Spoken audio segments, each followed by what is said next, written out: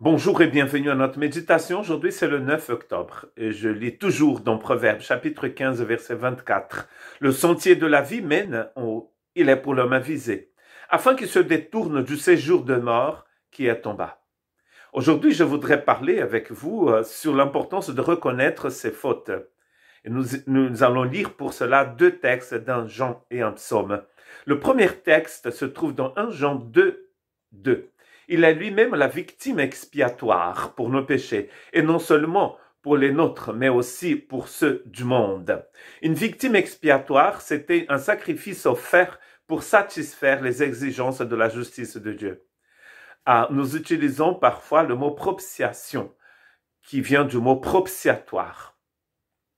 Quand Dieu devenait favorable aux personnes, au peuple d'Israël, et il les pardonnait. Dieu nous est favorable en Christ Jésus, qui s'est offert pour nous. Si Dieu est pour nous, qui sera contre nous, nous dit Paul dans Romains chapitre 8. Et cela parce qu'il nous est favorable maintenant. Il a offert le sacrifice expiatoire, propitiatoire, sur la croix, et il devient favorable. Sa justice l'exigeait. Sa justice demandait un sacrifice expiatoire, propitiatoire.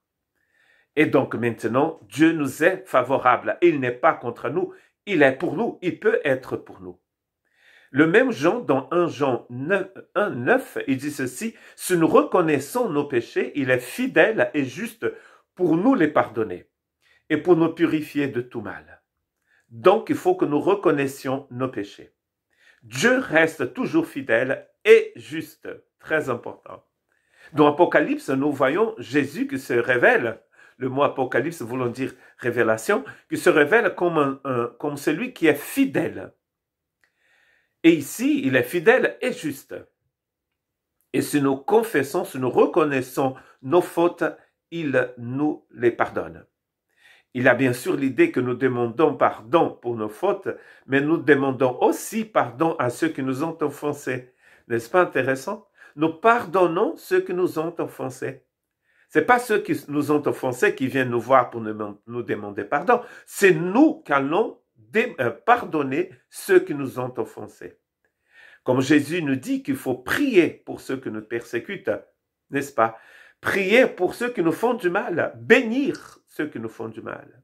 Un chrétien, un disciple du Seigneur, ne maudit jamais. Il bénit tout le temps. En sachant que tout ce qui sort de notre bouche, tout ce que nous faisons, nous semons, nous allons récolter. Vous pardonnez. Il faut pardonner tout le temps. C'est une bénédiction pour votre esprit, pour votre âme.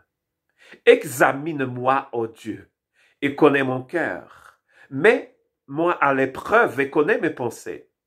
Regarde si je suis sur une mauvaise voie, parce que parfois, nous sommes tellement aveugles, nous ne voyons pas.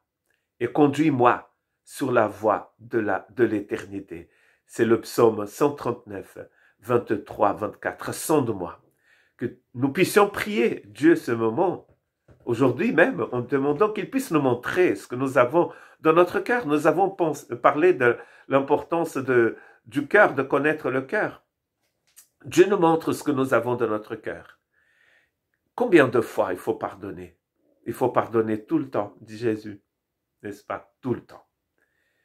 Donc vous avez un souci, remettez cela au Seigneur. Demandez pardon pour vos fautes. Le Seigneur est fidèle et juste et il vous pardonnera. Et donnez ce pardon, partagez ce pardon tout le temps. C'est de la vie. Que Dieu vous bénisse.